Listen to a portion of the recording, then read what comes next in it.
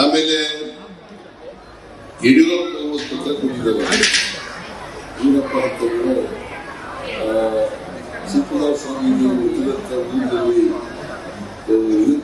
ಪ್ರತಿಮೆ ಮಾಡ್ತಾ ಇದ್ದೀವಿ, ಸರ್ಕಾರ ಸಹಾಯ ಮಾಡಬೇಕಂತ. ಸರ್ಕಾರ ಸಹಾಯವನ್ನು ಮಾಡುತ್ತದೆ.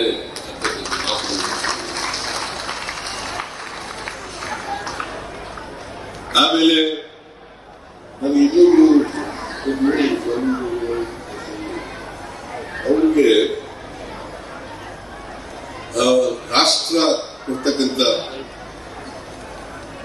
ಪ್ರಶಸ್ತಿ, ಅತ್ಯುನ್ನತ ಪ್ರಶಸ್ತಿ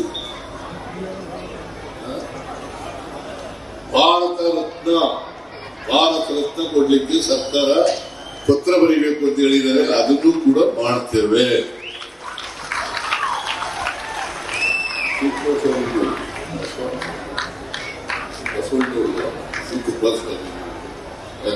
ಮಾತುಗಳನ್ನ ಹೇಳಿ ಅವರನ್ನು ಮತ್ತೊಮ್ಮೆ ಸ್ಮರಿಸಿಕೊಂಡು ನಿಮ್ಗೆಲ್ಲ ನಮಸ್ಕಾರ ಮಾಡಿ ನನ್ನ ಮಾತು ಮುಗಿಸ್ತೇನೆ. ಜೈ ಹಿಂದ್, ಜೈ ಕರ್ನಾಟಕ.